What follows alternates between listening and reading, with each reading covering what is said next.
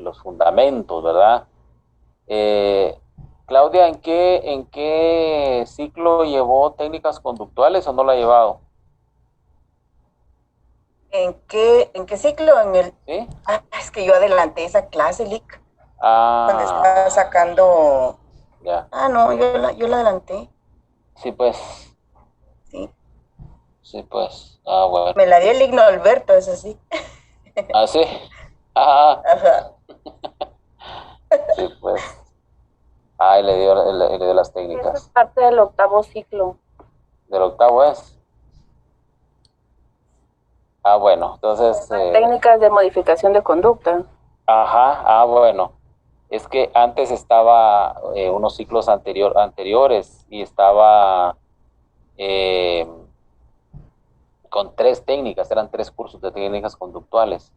Por eso preguntaba, porque quería ahí que le entráramos con esa parte, pero entonces mejor voy a quedarme aquí con estos datos que tenemos. Bueno, muy bien, aquí estamos entonces. Eh, Hay entre el material de apoyo que vamos para esta semana, hay un documento de Watson que se llama, que es de Ardila. Aquí está también, miren también la forma de colocar. Aquí no tiene cursiva porque no me da la opción en el cuadrito de Canva, entonces no le coloqué la cursiva. Como ya está prefigurado y no quería hacer otro cuadro adicional, entonces no le coloqué la cursiva, pero esta es la información de donde del documento que usted tiene ya colocado en la plataforma, que es del manifiesto conductista de Watson, que este es un documento de apoyo. Aparte, tiene usted dos videos que hablan sobre el modelo conductista para que comprenda mejor cómo está el asunto, ¿verdad? Entonces, ahí está explicadito para que usted vaya teniendo mayor conocimiento. Vayan por favor anotando cosas porque yo al final voy a hacer un ejercicio y espero que me dé tiempo de hacerlo. Eh, para que vayamos ahí, ¿verdad? Bueno, aquí hay algunos elementos que hay que considerar y es que inmediatamente después de que Freud y todos los psicoanalistas plantearon sus ideas, eh, Watson surge en todos no solo Watson, ¿verdad? Sino todos los conductistas que no estaban a favor del psicoanálisis, porque les parecía que el abordaje de la psicología no podía concretarse a aspectos subjetivos. Entonces, como una manera de contrarrestar esas ideas que estaba planteando el psicoanálisis, salen los conductistas a plantear sus propias ideas y eh, proponen otra forma de abordar el estudio de la conducta humana. Y entonces, por un lado, ellos plantean que toda conducta es aprendida. Ellos no creen que por traumas en la niñez, que por una fijación en una de las etapas psicosexuales del ser humano, no creen que la libido, no creen que los instintos sean los que determinen la conducta de la persona, sino más bien creen que todos esos elementos obedecen a una conducta aprendida. Eh, Incluso, ya sea la conducta adaptada o inadaptada, es aprendida y que los principios descritos por las teorías del aprendizaje pueden utilizarse en la práctica clínica. Entonces, ellos enfatizaron sobre eso. Entonces, no estaban de acuerdo con estos planteamientos en ese momento. Como vemos acá, no explora conflictos subyacentes, es decir, conflictos internos que la gente pueda tener según este planteamiento, ¿verdad? Pero insisto, mis queridos amigos, insisto, las técnicas psicoterapéuticas no todas sirven para todo. Hay técnicas que sirven para cierto tipo de trastornos y por lo mismo los conductistas podrían decir, todo se resuelve con las teorías del aprendizaje, todo se aprende, todo se puede, tiene una causa y tiene un efecto. Pues resulta que no. Resulta que no, de hecho por eso es que ha habido infinidad de teorías, hay muchas teorías terapéuticas que nos dicen por dónde es que podríamos abordar las situaciones.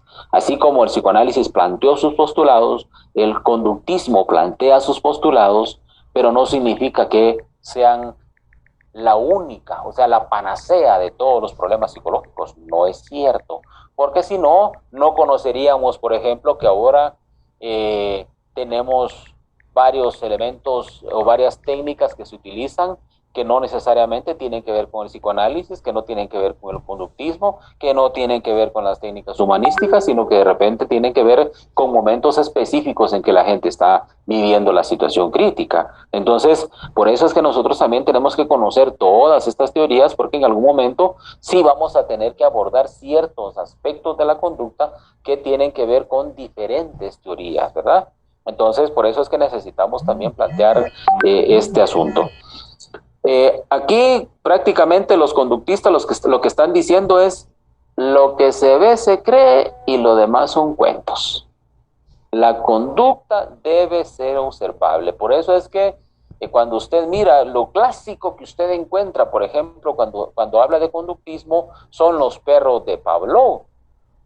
Y a propósito de eso me decía una compañera un día que ella se sienta a la par mía en el trabajo y entre semana y me dice, en eso se cambió por esto de la pandemia, tuvieron que distanciarnos y la cambiaron de espacio, ¿verdad? Entonces se pasó para otro lugar, pero ella seguía saliendo por la misma puerta, habiendo dos puertas, que le quedaba la más cerca, le quedaba ahí donde ella estaba sentada. Pero como ella ya estaba acostumbrada, empezó a reírse. Solo faltó que empezara a salivar, me dijo, porque me sentía puro el perro de Pablo saliendo por la misma puerta. Entonces, pero ¿por qué? Porque los conductistas lo que están planteando es precisamente eso, ¿verdad? Que la conducta debe ser observable, ¿verdad? Entonces, no es una cuestión donde yo supongo que, donde yo asumo que, donde estoy tratando de interpretar, ¿verdad? Y por eso es que aquí viene la otra parte también, es que, por ejemplo, las pruebas psicológicas que tienen componentes estadísticos son basadas más en el aspecto conductual que en otro tipo de situación, ¿verdad? Por eso es que nosotros, ellos parten de que como la conducta es observable, entonces los teóricos de las pruebas que han sometido a práctica, al empirismo, sus teorías, sus argumentos, entonces han propuesto cosas estadísticas. ¿Por qué? Porque dicen ellos que todo tiene que ser medible, ¿verdad? Entonces, de lo contrario, no entraría en el estudio de la conducta humana. Bueno, origen, escuela y, de la psicología rusa, ¿verdad? Híjole, no hablemos de Rusia ustedes, porque no va a ser que nos caiga por aquí un mortero, está fregado. Básicamente, un misil. Cabal, usted olvídese. Dios nos libre y libre a esta gente de Ucrania, ¿verdad? Porque eso está duro por allá. Aquí el trabajo básico se inicia realmente en Rusia, con los planteamientos que hace, por ejemplo, Chenov, que plantea ya un abordaje de la conducta humana.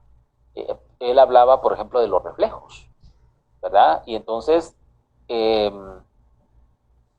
dice, sin hacer referencia alguna a la conciencia u otros procesos mentales. Y por eso es que usted ve, por ejemplo, aquí un perro, ¿verdad? Que ya vamos a ver más adelantito cómo es que la conducta que se analiza en los perros, más tarde Skinner con las palomas, entonces se van encontrando aspectos de diferente naturaleza que nos van diciendo por dónde es que va caminando la cosa con el conductismo, ¿verdad? Aquí aparece, mire, aparece Chenov, pero tuvo sus discípulos. Y entre sus discípulos principales estuvo Iván Pavlov. Y Pavlov es el que ya después hace experimentos con perros, ¿verdad? Que va atendiendo esta parte de los reflejos, ¿verdad? Bechterev también es parte de este proceso que inicia con la medición de la conducta como tal. Entre las numerosas contribuciones de Pavlov a la psicología para la psicoterapia destacan fundamentalmente dos. En primer lugar, el estudio experimental de los procesos de condicionamiento, ¿verdad? Que ellos hablan de que todo es condicionado, ¿verdad? Que como uno va aprendiendo, así como aprendió, prácticamente lo condicionaron a uno a responder de cierta manera. Y no dejan de tener razón, porque recuérdese usted, por ejemplo, que muchos patrones de crianza son puro condicionamiento. Ni siquiera son conflictos propiamente internos de la persona, ¿no? Sino son condicionamientos que surgieron desde el hogar. Entonces, esos patrones se van repitiendo porque prácticamente condicionaron a la gente para que actuara de determinada manera, ¿verdad? Ayer, por ejemplo, con mi familia hablábamos de lo natural, por ejemplo, que hablan ciertos paisanos guatemaltecos en distintas áreas del país, ¿verdad? Y que como es de común, por ejemplo, en Nororiente, empezando prácticamente a pesar de que es parte del sur, Santa Rosa, Jutiapa, Jalapa, Chiquimula, Zacapa, Izabal y Petén, por ejemplo, que la mayor parte de gente tiene como parte de sus características hablar con palabras así fuerte, hablar incluso con palabras vulgares, pero es parte de su cultura, o sea, su cultura le condicionó a hablar de esa manera y no necesariamente se siente como un abuso o una falta de respeto hacia la gente, porque su contexto es ese, ¿verdad? Pero vaya usted a decirlo a la antigua, vaya usted a decirlo a Shela, por ejemplo, o a esos lugares, la gente se va a ofender porque no es ese su contexto, no está condicionada para eso, ¿verdad? Un aspecto que a mí me llama la atención en cuanto a lo que se aprende, por ejemplo, en la cultura, es que una vez estando en Zacapa, en una actividad, allá en Zacapa, Izabal, Chiquimula, toda esa parte, por ejemplo, las mujeres que atienden en algún comedor o una cafetería o una tienda, algo así, le preguntan, por ejemplo, ¿qué va a llevar corazón? ¿En qué le puedo servir? Sí, mi amor, ¿en qué le puedo servir? Cuénteme. Y esas son expresiones naturales que la gente tiene. Y había un compañero que como que le gustó la expresión de ¿qué va a querer corazón? Pues chica dijo, aquí está bonito. Y no, ya estaba enamorándola, pues. Ya estaba condicionado que si le dicen una palabra, entonces de amor, entonces ya prácticamente esa persona quiere conmigo. O sea, ese es puro condicionamiento, pues, ¿verdad? Que donde la gente está respondiendo a un estímulo que le están dando y que no necesariamente es el correcto, ¿verdad? Entonces, como que también en esos contextos también hay que ver que cómo ha funcionado ese condicionamiento. Por otra parte, dice en segundo lugar, Pavlov inició el estudio de las neurosis experimentales en animales, que fue un paso necesario para depurar métodos y principios terapéuticos durante este primer periodo. Y las neurosis experimentales tienen que ver básicamente con que él empezó a notar que al momento de estar haciendo los experimentos con los perros, ellos empezaron a estresarse o empezaron a emitir conductas propias de cuando se les daba alimento. Entonces, ellos empezaron a tener esas expresiones a pesar de que el alimento no estaba ahí presente, ¿verdad? Entonces, todas esas situaciones, a esas situaciones les llamó neurosis experimentales que se fueron dando conforme los experimentos que se fueron realizando. Aquí hay una contribución de Bechterev que como discípulo de Chenov, dice, más que Pavlov desarrolló la idea de que el condicionamiento podía explicar gran variedad de conductas humanas. Su planteamiento influyó decisivamente sobre Watson. Mire, o sea, los planteamientos que nosotros conocemos ya más abiertos en torno al conductismo vienen de esa época, ¿verdad? 1800 y algo, de esas latitudes donde la gente ya empezaba a experimentar. Y luego viene Watson que ya empieza a trabajar, y en su tesis que plantea sobre la conducta, dice, estudió los reflejos simples y sus combinaciones. Entonces, en el manifiesto conductista, no es el manifiesto comunista, ¿verdad?, sino el manifiesto conductista. Ese manifiesto es el que más o menos aparece resumido en el documento adjunto que yo les coloqué ahora en la plataforma, y que usted mejor si se lo lee, porque ahí hay cosas bien interesantes de qué plantea ese manifiesto. En la historia de los tratamientos psicológicos, Watson ocupa también un lugar destacado por su aplicación de los principios del condicionamiento en la reducción de los miedos. Más adelante vamos a hablar un poquito de eso. Y hay aquí M.C. Jones, una discípula de Watson, también plantea algunos aspectos interesantes. Mire, llegó a recopilar, dice, hasta 7 métodos para eliminar los miedos infantiles. Habló de deshabituación, engatusamiento verbal, adaptación negativa, represión, distracción, condicionamiento directo e imitación social. Esos trabajos tenían que ver con ir ayudando a los niños a reducir su miedo. Más adelante Watson hace un experimento con respecto a esto, ¿verdad? Luego aparece Thorndike, que aparece aquí como uno de los precursores también del conductismo a principios de 1900, ¿verdad? Que ya planteó algunas ideas, y sobre todo él habló de condicionamiento experimental, ¿verdad? Dice, en este condicionamiento, el aprendizaje se entendía como un proceso que obedece a diversas leyes de asociación estímulo-respuesta, siendo la más importante la ley del efecto, ¿verdad? Es decir, toda causa provoca un efecto, o toda situación que se esté observando tiene una causa.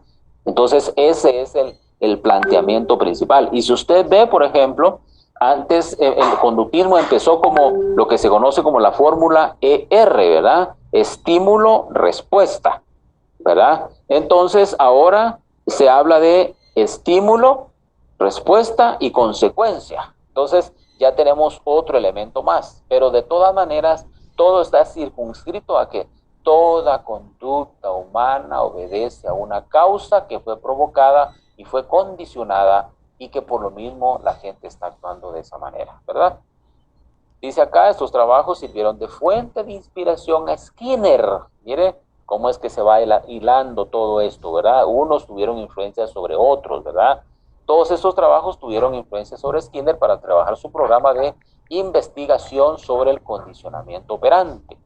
También por esta época merece mencionarse la aportación de Jacobson. Ojo con esto, porque también aquí hay que entender esta parte. Mire, toda esta parte de condicionamiento, toda esta situación de estímulo-respuesta y todo este condicionamiento operante, en este caso planteado por Thorndike, nos está hablando de que estos elementos, por ejemplo, fueron tomados por Jacobson. ¿Se recuerda usted que de repente usted ha oído por ahí lo que se conoce como relajación progresiva de Jacobson? Mire, de por ahí sale, de por ahí depende esa relajación progresiva. ¿Por qué? Porque esto, lógicamente, como tenemos una situación crítica que está provocando el estrés, por ejemplo, entonces la relajación progresiva va ayudando a que esos reflejos vayan como que disminuyendo, ¿verdad? Vayan calmando el organismo. Entonces, ¿por qué? Porque todo tiene una causa y un efecto, ¿verdad? Bueno.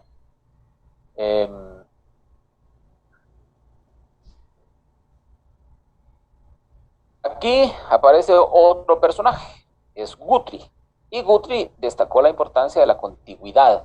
Es decir, ¿en qué consiste la contigüidad? El emparejamiento con conductas específicas en el aprendizaje. Está presente en muchas técnicas de la terapia de conducta, ¿verdad?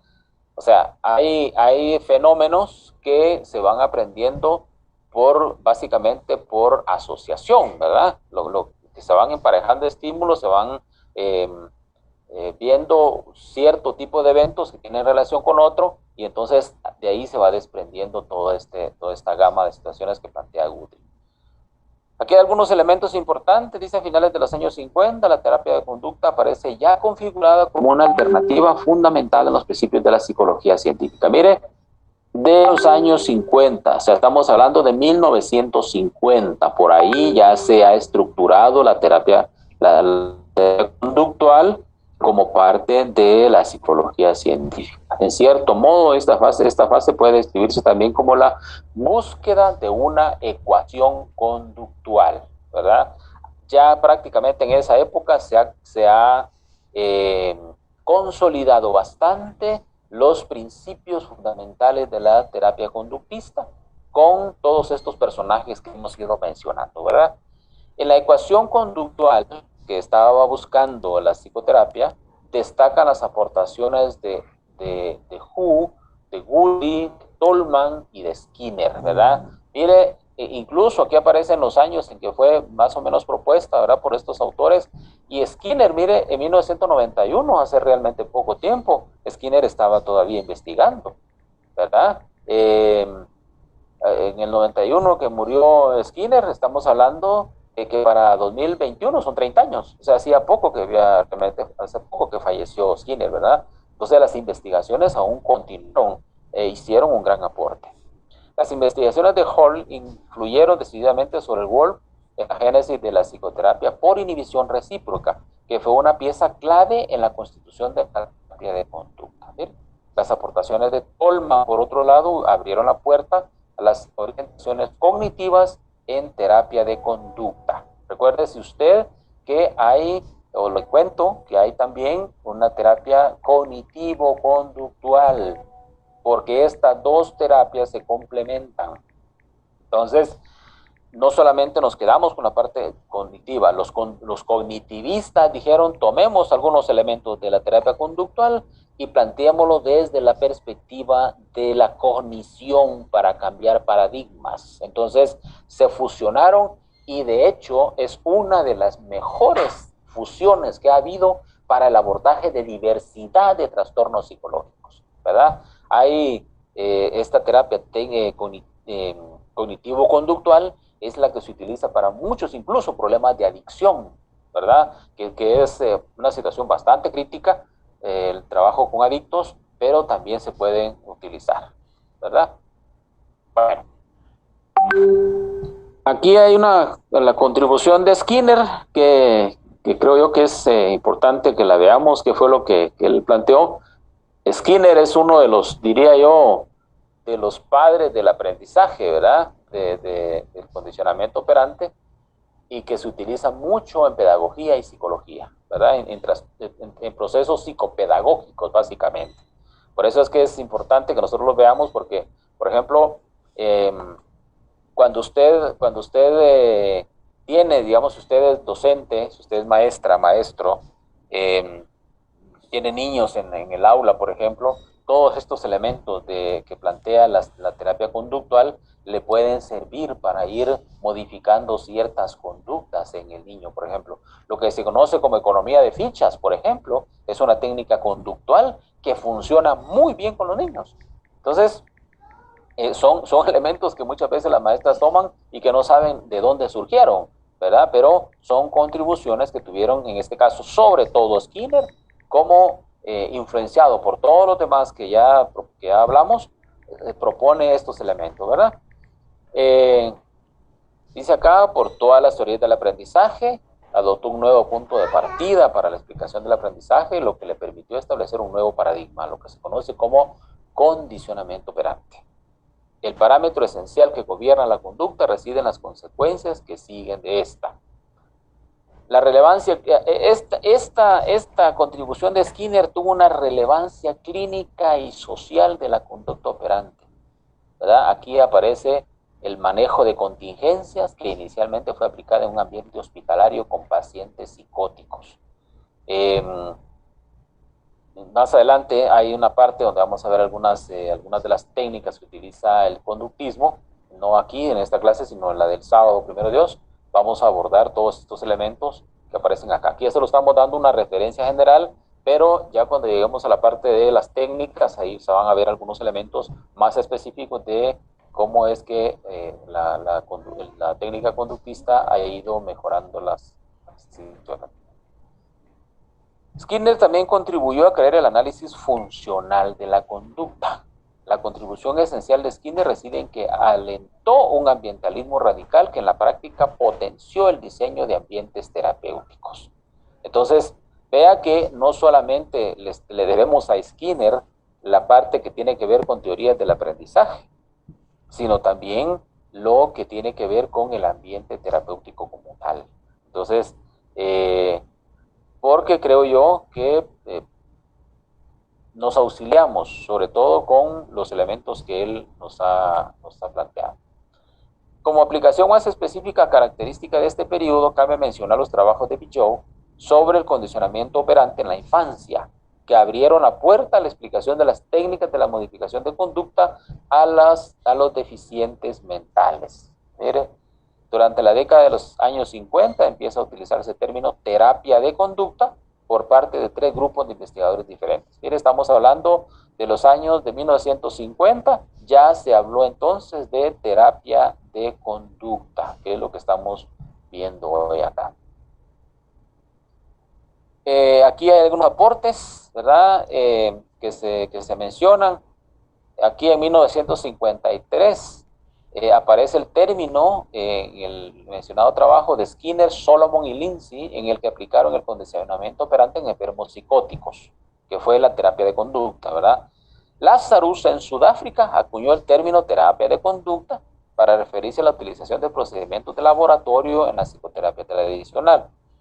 Eysenck, en 1959, utilizó el término para referirse a la terapia basada en las teorías del aprendizaje, incluyendo el condicionamiento clásico, tanto como el condicionamiento operante.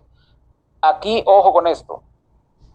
De hecho, Eysenck es uno de los principales artífices de pruebas psicológicas para medir la conducta. De hecho, hay varios test, hay varias pruebas que tienen que ver con esto, ¿verdad? Hay, por ejemplo, una prueba de personalidad que propone Eysenck, donde plantea 4 aspectos esenciales: neuroticismo,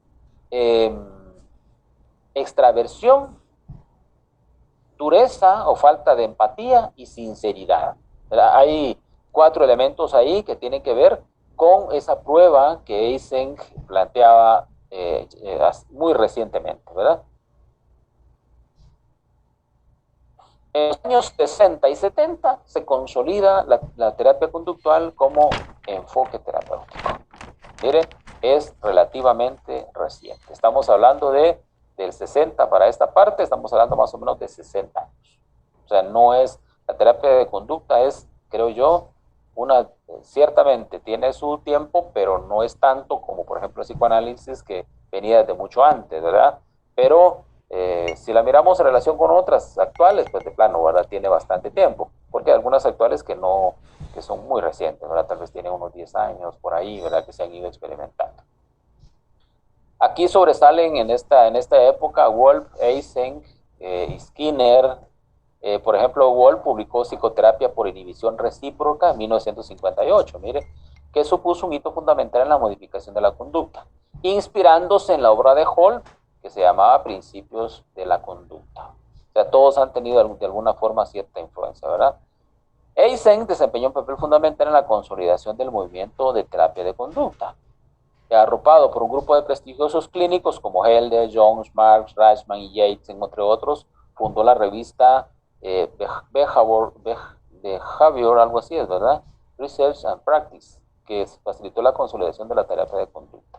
Entonces, vean ustedes aquí que todos estos artífices, todos estos teóricos de la conducta, se han hecho una contribución fuerte a todas las técnicas que ahora están consolidadas como enfoque terapéutico conductual, ¿verdad? Y aquí termino esta parte de la historia. Vamos a pasar a otra parte interesante. Dice, merece una referencia especial la obra de Bandura y Walters, que se llama Aprendizaje Social y Desarrollo de la Personalidad, Bandura es uno de los principales artífices del aprendizaje social. Por ahí lo van a encontrar ustedes en distintos textos, ¿verdad? Porque en ella se habla de otro tipo de aprendizaje, el aprendizaje observacional, a través del cual poco a poco se irá introduciendo la complejidad del mundo social en el que el aprendizaje ocurre en realidad, en contraposición a la supersimplificación que supone la caja de Skinner como modelo de este mundo, y en consonancia con ello se irá reconociendo el papel de los procesos cognitivos. Bandura aborda todo lo que tiene que ver con lo social y cómo lo social influye en la conducta humana, ¿verdad? Por eso se encuentra fácilmente, por ejemplo, en textos de psicología social, ¿verdad? Porque fue uno de los precursores del estudio de la conducta a nivel social. Bueno, aquí lo voy a dejar y voy a dejar el espacio para que si alguien quiere hacer algún aporte, algo que le haya llamado la atención ahí, que nos pueda contar, ¿verdad?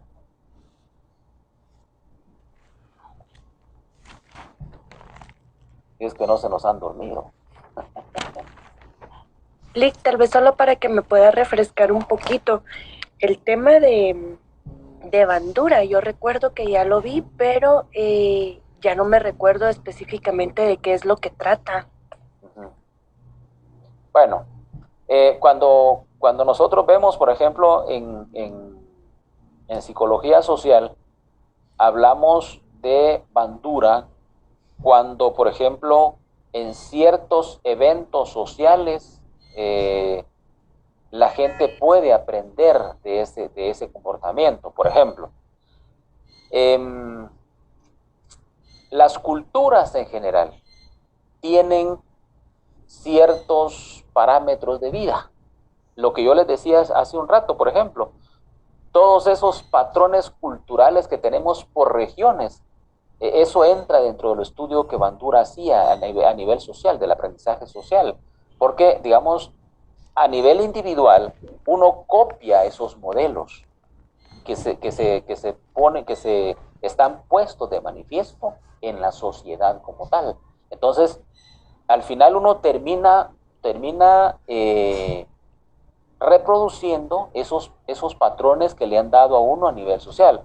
A mí me encanta, por ejemplo, ir a varios lados y ver el comportamiento de las personas, porque dependiendo del contexto en el que la gente se ha movido, así es la situación. Y le voy a poner otro ejemplo que entra dentro de esta parte de Bandura.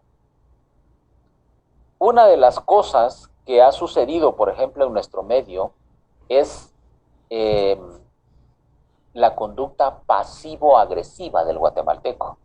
En general, el guatemalteco no dice las cosas, salvo estas regiones que les hablaba de nororiente, ¿verdad? Porque ahí abiertamente le dicen, ¿qué te pasa, pues? ¿Cuál es tu rollo? O sea, pero así de frente. Pero en general no es así. Y en general, el guatemalteco no acepta, no tolera que se le confronte, porque rápido se pone a la defensiva y rápido busca otro tipo de conductas. Pero este es un aprendizaje, un aprendizaje que se ha adquirido a través de la cultura. Recuérdese que en nuestro país se ha tenido toda la gama de situaciones autoritarias, coercitivas, yo diría hasta castrantes, diría yo, de los gobiernos, por ejemplo, donde si usted dice algo, inmediatamente hay una represión en contra suya.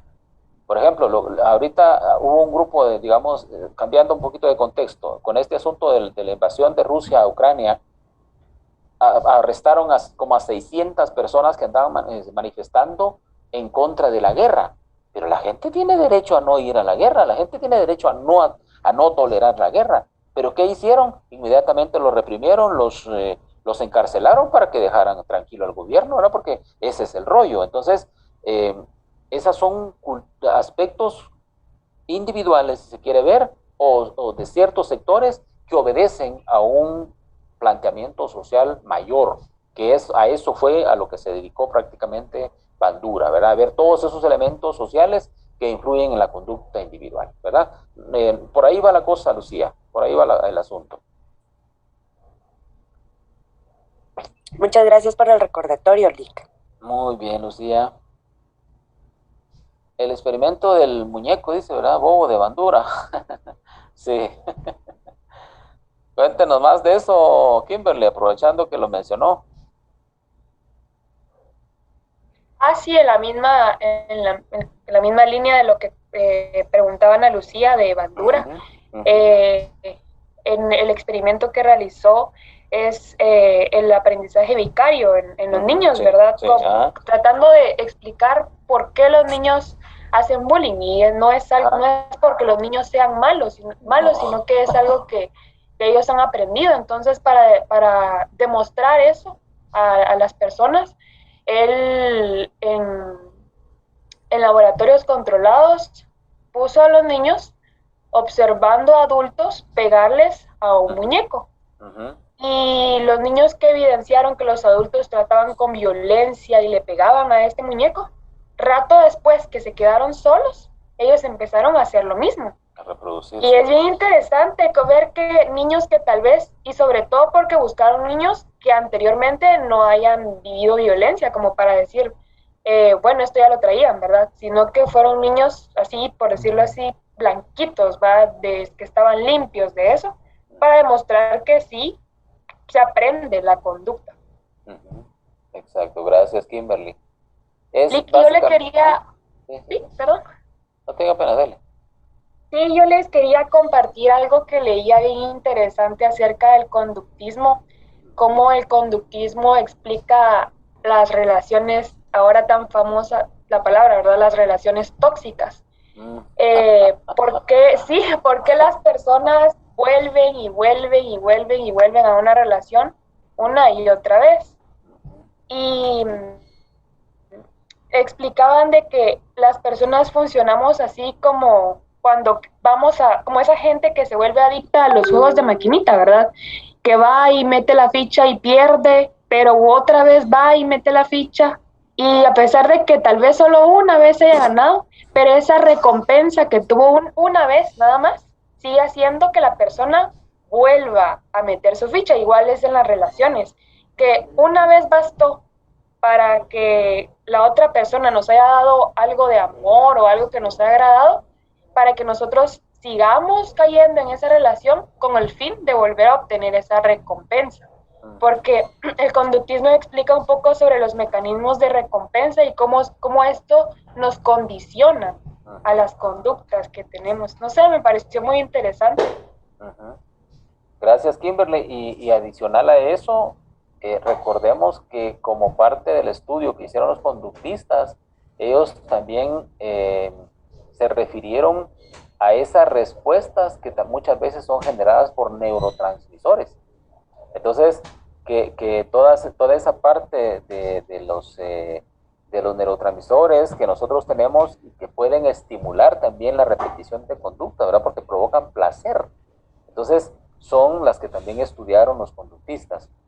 Y refiriéndonos también al caso de Bandura y de ese tipo de aprendizaje que se da en la escuela, es increíble de verdad cómo las familias, por ejemplo, moldean el carácter de los niños y lo van haciendo que respondan a las patologías de la familia. Hay, por ejemplo, cuando usted ve, yo lo veo con algunas familias, por ejemplo, donde la familia es intelectual, generalmente, como el niño vio ese patrón intelectual en la familia, por ejemplo, regularmente lo ve uno también analizando las cosas, preguntando cosas, leyendo, ¿verdad? Porque esa ha sido la conducta que ha observado en general, ¿verdad? Vemos aquí, por ejemplo, este niño observando a su maestra o a su psicóloga de repente, ¿verdad? Cómo es que se comporta. Incluso los niños a veces quieren comportarse como su maestro, como su maestra, o quieren comportarse como su papá, su mamá, ¿verdad? Entonces, todos esos elementos tienen que ver con esa parte de aprendizaje vicario, ¿verdad? Todos esos elementos. Y aquí más adelantito vamos a hablar un poquito de eso, ¿verdad? Gracias por sus aportes, mis queridas amigas. No sé si alguien más, alguien que no haya intervenido por ahí, que quiera platicarnos un poquito. Algo que le llame la atención acerca de esto que estamos hablando ahorita. Hay bastantes conectados. Ya vemos que. Bueno, hoy hay menos. Ustedes hay 24 y somos 31 en esta sección. Ya vamos a revisar quién está. Diana Lucía. Lick, tal vez otro claro ejemplo sobre el tema de las conductas que se aprenden, ¿verdad? Es la nueva modalidad en la que pues los niños se están manejando realmente, ¿verdad? Porque yo lo veo con mis hijos y más que todo con las nenas, ¿verdad? O sea, hablamos 10 años y 7 años, pero tal vez es más la de 10 años. Cuando ella ve algún video en YouTube o en TikTok o en alguna de las redes, ella rápidamente quiere imitar estas conductas, ¿verdad? Y un claro ejemplo, la tendencia en la ropa, ¿verdad? De que ahora las niñas se visten de negro, de dark, que se ponen cadenitas por aquí, que se ponen medias, que se ponen guantes, y la nena grande tiene mucho esa tendencia, ¿verdad? De que se inclina por ese lado, y cuando ella ve algún video, rápido copia el link y me lo envía y me dice, mami, mira, ¿me puedes comprar ropa así? Entonces yo le digo a ella, a mí no me gusta, ¿verdad? O sea, no personal. Entonces yo le digo, ay, mamá, le digo yo, esa ropa es negra, ni que, no, le digo yo, busca cosas que sean como más femeninas, le digo yo a ella, ¿verdad? Me dice, mami, pero es que esa es la moda, es que ahora esa es la tendencia, me dice.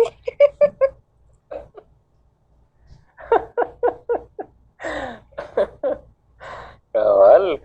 Y de verdad, o sea, yo no sé si a otra compañera le suceda, pero de verdad es una tendencia tan fea. Igual, por ejemplo, yo he tenido el cuidado de supervisar qué tipos de videos ven, ¿verdad? Pero obviamente en alguno u otro aspecto a mí se me va y tal vez yo no tengo ese control parental en su totalidad, ¿verdad? Pero a mí no me gusta de que vean esos videos de esos muñequitos que son como de anime y que tienen los ojitos vacíos.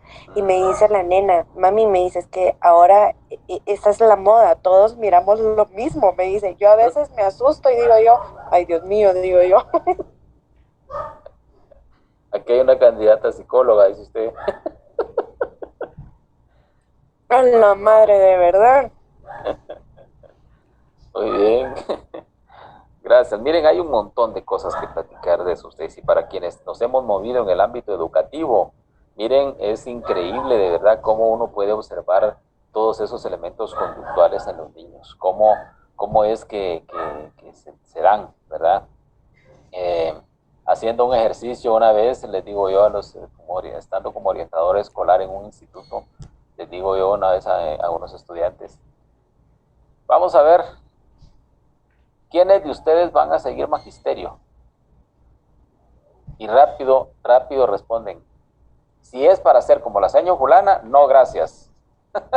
Mire cómo es eso, ¿verdad? Cómo el comportamiento del adulto influye en el niño y quiere ser como él, ¿verdad? O no ser como él, ¿verdad? Porque ya vio que esa conducta no sirve, ¿verdad? Que eso no funciona, ¿verdad? Me refiero, en este caso, por ejemplo, me refiero a una maestra que daba música. Ustedes saben que, híjole, dicen por ahí, yo aprendí que la música es el lenguaje universal de las almas.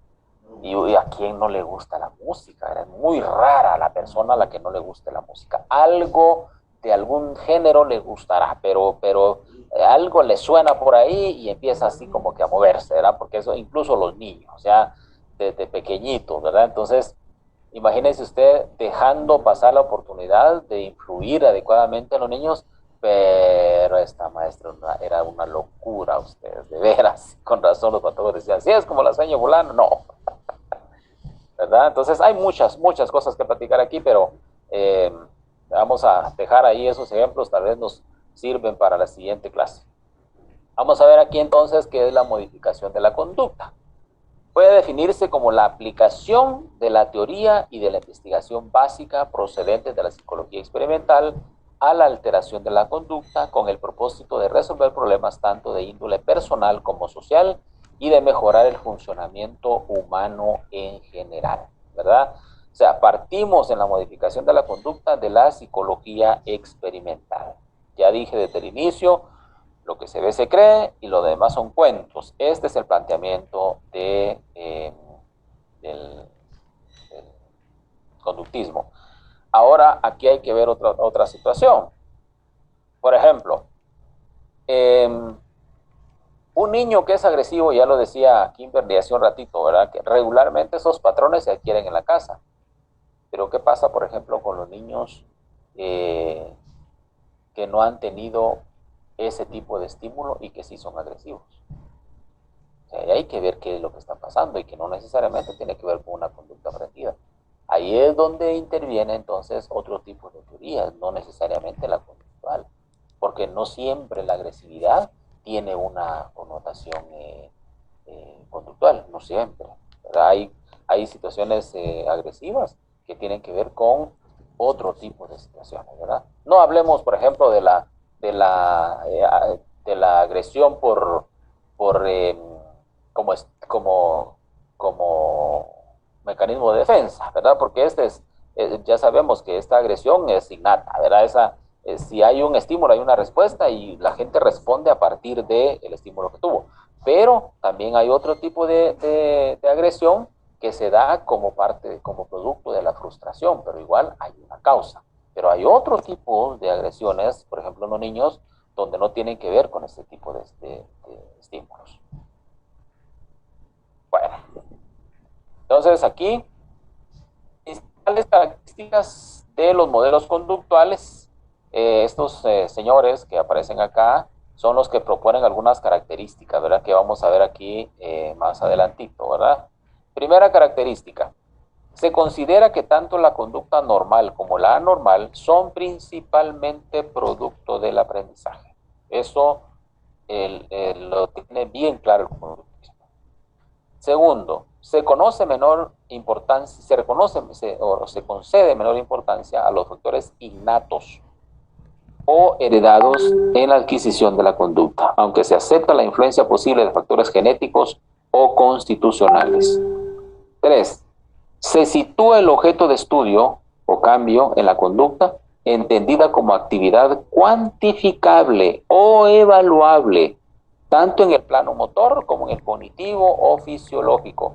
Aquí es donde entran las terapias de relajación, porque tienen que ver con la fisiología del organismo, ¿verdad? Y entonces, todo lo que se puede observar, todo lo que se puede evaluar, entra dentro de este estudio de la conducta humana según esta teoría. 4.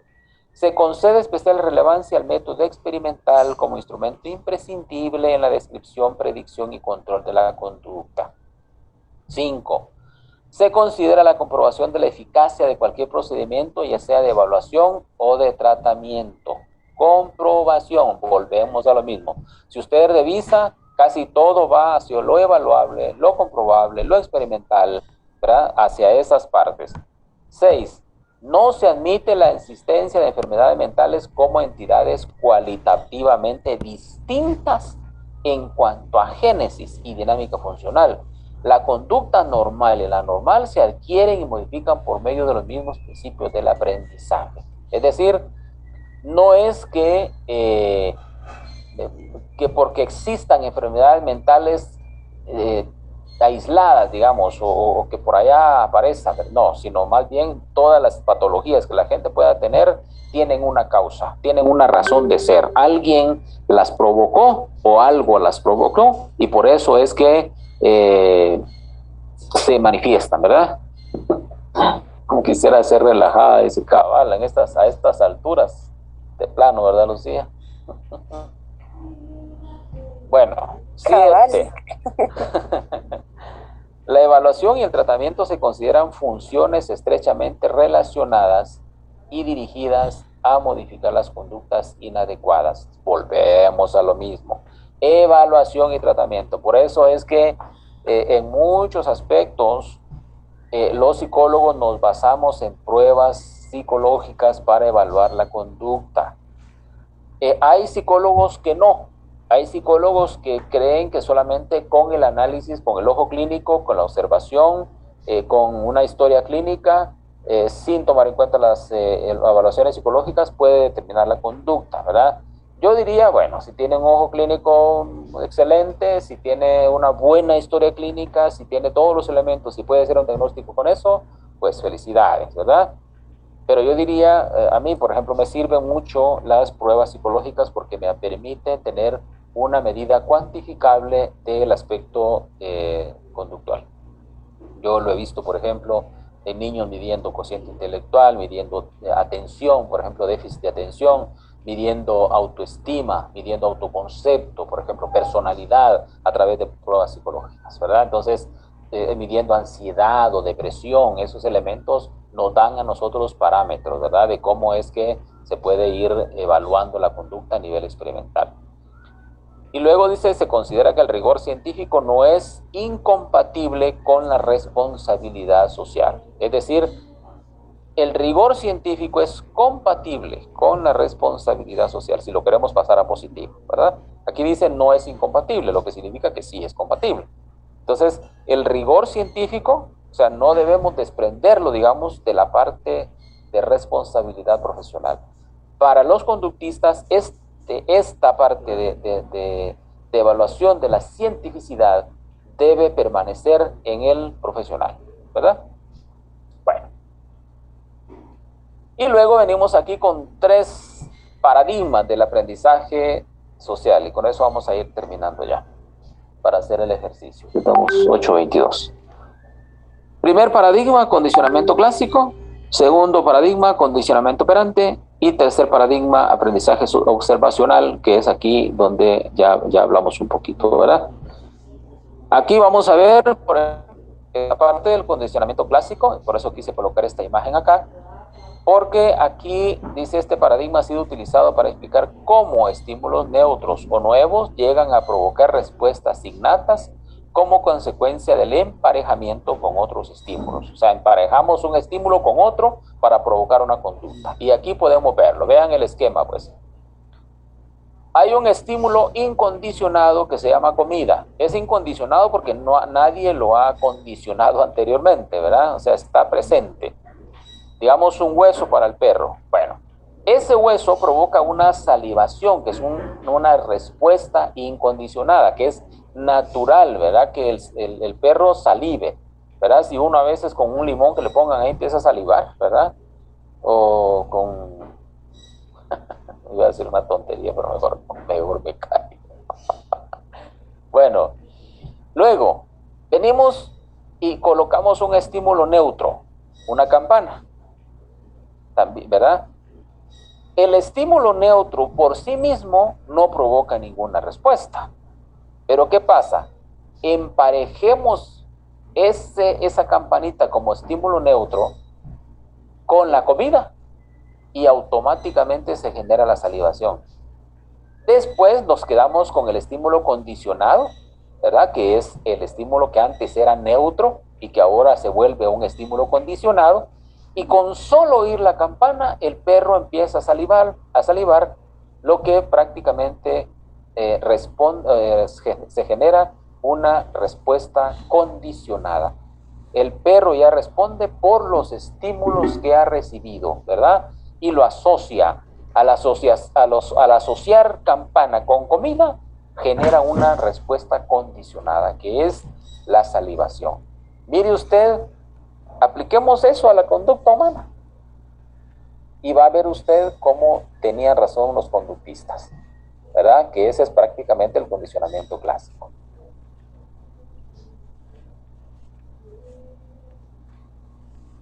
Luego, concretamente este paradigma establece que un estímulo, hay un estímulo condicionado, ¿verdad? Por ejemplo, este es otro ejemplo que voy a colocar aquí. Hay un estímulo condicionado, este aparece en su documento. Por ejemplo, el soplo de aire. Eso provoca una respuesta natural del ser humano, ¿verdad? Que a usted le soplan los ojos, por ejemplo, e inmediatamente parpadea. Pero ese es un reflejo propio de la persona y por lo mismo no está condicionado todavía. ¿verdad? Luego dice, cuando se presenta después de un estímulo condicionado, por ejemplo, un sonido, o sea, el soplo de aire más un sonido, eso va a provocar una respuesta condicionada que se llama parpadeo. Ya después, el parpadeo no es una respuesta que se genere por el estímulo propio, sino porque se asoció con otro, que es el sonido, y entonces se generó el parpadeo. Prácticamente es como cuando, por ejemplo, la gente, digamos, cuando tiene una bomba en la mano, por ejemplo, y se quemó por un cohete, por ejemplo. Un niño se quemó con un cohete. Ahí hubieron dos tipos de situaciones. En primer lugar, hubo una respuesta natural del niño con haberse quemado con el cohete. Y soltó el cohete, ¿verdad? Inmediatamente se asustó. Pero adicionalmente el sonido del cohete. Después, cuando el niño no tenga un cohete enfrente, pero oye un sonido, seguramente se va a sobresaltar. Esa ya es una respuesta condicionada por el sonido y no necesariamente por el cohete mismo. Entonces, ese es el paradigma que nos explica el condicionamiento condicionado, ¿verdad? Bueno, de este modo se puede adquirir, y aquí está lo que planteaba Watson y Reiner, que es lo que yo les decía hace un rato, se puede adquirir una gran cantidad de conductas como la fobia de Albert a los objetos con pelo, en el estudio de Watson y Reiner. Aquí, cuando usted revisa, y eso está bien explicadito en el documento, hay un experimento que hicieron estos dos autores, y se le atribuye más a Watson, ¿verdad? Porque es de los más conocidos, pero donde hay, por ejemplo, se le coloca un animalito de peluche al niño, y el niño lo acaricia, ¿verdad? Trata de tocarlo. Pero después al niño se le coloca el animalito de peluche, pero se hace un sonido estridente. Entonces, el niño prácticamente entra en pánico, ¿verdad? No responde de la misma manera porque el sonido le asustó. Después, aunque ya no haya animalito, si hay sonido, entonces no va a querer tocar al peluchito, ¿verdad? Entonces, de hecho, el niño empieza a llorar, ¿verdad? Pero ahí se las dejo a ustedes para que lo lean así más despacio, ¿verdad? Por otra parte, tenemos la extinción, ¿verdad? Dice, por lo general, cuando una respuesta condicionada se presenta repetidamente sin la aparición de un estímulo incondicionado, el vínculo asociativo se debilita y tiende a desaparecer, proceso que se denomina extinción. Es decir, cuando una conducta no es estimulada adecuadamente, entonces prácticamente se va extinguiendo, ¿verdad? Por ejemplo, si uno establece un parámetro en la casa y no se le da seguimiento a ese parámetro que estableció, entonces no se genera la conducta, sino se va extinguiendo, se va desapareciendo, ¿verdad? ¿Por qué? Porque no se le dio el refuerzo debido para estar ahí siempre con la misma normativa para que se repitiera la conducta. Entonces, como ya no se dio esa repetición, entonces prácticamente se extinguió. Luego viene el otro paradigma, que es el condicionamiento operante. Este paradigma se ocupa de conductas que el organismo emite libremente y que operan sobre el medio y están controladas por sus consecuencias ambientales, ¿verdad? Por ejemplo, hay un tipo de respuesta, por ejemplo, apretar una palanca, que es lo que hacía Skinner, ¿verdad?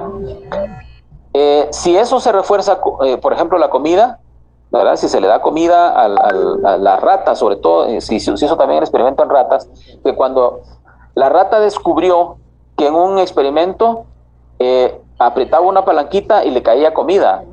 Entonces, cuando se dio cuenta de que al apretar la palanquita caía comida, la rata siguió haciéndolo, ¿verdad? Porque se estaba estimulando ese tipo de conducta, ¿verdad? Y luego, ante un estímulo discriminativo, en este caso puede ser la luz roja, por ejemplo, entonces hay un elemento más que se asocia, ¿verdad? Porque apretó la palanca, se encendió la luz roja, y entonces en otro experimento podría ser que cuando se encienda la luz roja sin tocar la palanca, el animal puede esperar comida, ¿verdad? Y entonces ahí se da el condicionamiento operante. Dice, en el futuro este tipo de respuesta tendrá más probabilidad de ocurrir en presencia de ese estímulo, digamos, en presencia de la luz roja. ¿Qué les dice a usted la luz roja, por ejemplo, a nivel cotidiano? Veamos el semáforo. Veamos el semáforo. El semáforo ya sabe usted que si se pasa en verde, usted va bien, ¿verdad? En amarillo usted ya va condicionado a que ya va a aparecer la luz roja.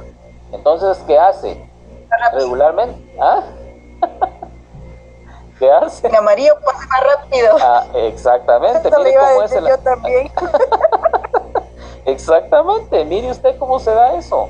En vez de frenar porque ya se puso en amarillo, no, ahí va uno y ¡fa! El acelerador, ¿verdad? Para pasar, y aunque ya el semáforo prácticamente se puso en rojo. Después se queja uno que, ¿y por qué me pusieron multa? Se pasó en rojo, señor. No, pero yo, sí, se pasó. Aquí está la cámara, ¿ves?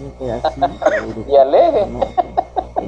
Alegue, para eso sirven las cámaras, ¿verdad? Para ir modificando la conducta humana, para ir midiéndola, y a partir de los estímulos que a usted le pongan o no le pongan, va a generar la conducta. Anímese usted a pasar a alta velocidad en cierto lugar. La próxima vez que se entere que le pusieron multa, como dijo mi cuate por ahí, mi sombrero que va a pasar usted rápido. ¿Verdad? Bueno, entre la respuesta operante y el refuerzo se establece una relación de contingencia, y si la respuesta se refuerza repetidamente, tenderá a consolidarse, mientras que si no se refuerza, tenderá a extinguirse, ¿verdad? Que ya lo dijimos con la extinción. Aunque la respuesta también pueden ir seguidas de consecuencias aversivas, los modificadores de conducta han insistido en que los procedimientos operantes funcionan mejor cuando se utiliza el refuerzo positivo. Mire, en la medida en que haya refuerzos positivos, en esa medida se va a generar la conducta.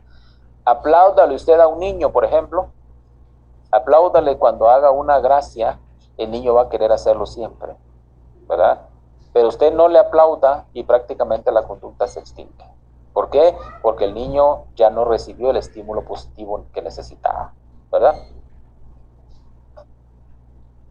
Aquí ahí dice refuerzos contingentes y coherentes. Los refuerzos tienen mayor efecto sobre la adquisición de fortalecimiento de la respuesta cuando se dan de modo contingente y coherente y con la menor demora posible. O sea, de preferencia que sea inmediato, ¿verdad? No dejarlo. Mira, este besito te lo doy porque la semana pasada te portaste bien. No, en el momento eso va a reforzar mejor la conducta. Sin embargo, también pueden administrarse en función del tiempo transcurrido. Puede ser que establezcamos lo que se conoce como programas de intervalo, ¿verdad? Que también puede darse. A la hora de diseñar un programa de reforzamiento es necesario identificar los refuerzos observando sus efectos funcionales en la conducta, teniendo presente que lo que puede ser reforzante para una persona puede no serlo para otra. No todos los refuerzos funcionan para toda la gente, no todos. Por ejemplo,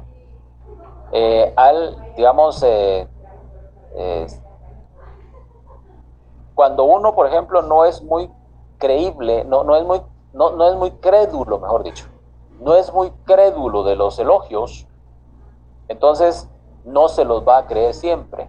Pero hay gente a quien le dice, por ejemplo, qué bonito su peinado usted, mire, híjole, no hay de dónde ponerse, ¿verdad que sí? Ay, es que mire que me eché no sé qué, mire, le dio cuerda, ¿verdad? Con lo que estaba diciendo. Pero hay gente que no, sí, gracias, pero sabe que como no está muy dada a los elogios, de repente que esa parte no le va a funcionar, ¿verdad? Pero si le dice, por ejemplo, mire lo que me dijo hoy, esa palabra que usted me dijo hoy, esa me dejó clavado. Entonces la gente se queda pensando, ¿verdad? Porque le está dando en su clavo, ¿verdad? No está reforzando una conducta, pero con una cosa muy puntual, ¿verdad? No con un elogio así muy superfluo, ¿verdad? Porque no a toda la gente le funcionan los elogios superfluos, ¿verdad? Es como cuando, por ejemplo, las chicas, en general ustedes mujeres, cuando oyen piropos de alguien, por ejemplo, de repente pasaron por una obra en construcción y a un albañil les tiró un piropo por ahí, ¿verdad? Ese piropo no se lo van a creer ustedes porque no es genuino. O sea, no sirve como un estímulo reforzador, ¿verdad? Pero no vaya a ser que se lo haga alguien que va en carro lujoso y que de repente se paró, se les quedó viendo a ustedes, les dijo concretamente cómo iban y les hace una descripción de ustedes, pero bárbara, y entonces así como que, híjole, ¿quién es este cuate? ¿Verdad? Conozcámoslo. Mire, ese estímulo sí funcionó, ¿verdad? Ya está gastado el piropo, ¿verdad? Bueno, y por último, el modelado o aprendizaje observacional, que ya hablamos de eso, ¿verdad? Es copiar el modelo, ¿verdad? Que es lo que decía Lucía hace un ratito, ¿verdad? Las niñas, por ejemplo, miran una imagen de esta naturaleza, ¿verdad? Así con esta chica ahí con ese su sombrero, ya quieren usar sombrero.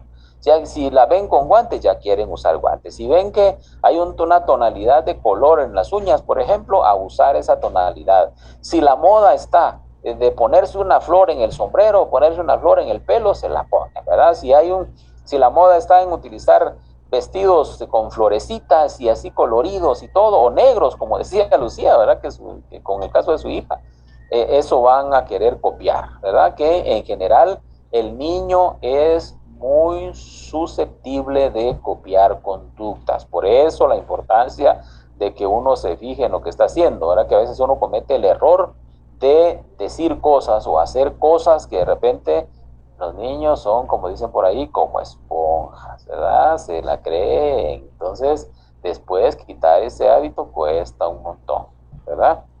Muy bien. Dos fases del aprendizaje observacional, y con esto voy a terminar. Primero, adquisición de la respuesta. El sujeto observa cómo el modelo realiza la conducta. Y luego viene la fase de ejecución. El observador realiza la conducta a partir de su representación simbólica, es decir, de lo que copió. Ambas fases requieren la movilización de procesos complejos cognitivos. Y en la práctica clínica, los efectos del modelado consisten en la adquisición y práctica de nuevas habilidades y en la inhibición o desinhibición de conductas que ya formaban parte del repertorio observador. Es decir, en la práctica clínica reforzamos la conducta que necesitamos que la persona adquiera o tratamos de extinguir la conducta que es indeseada. Punto.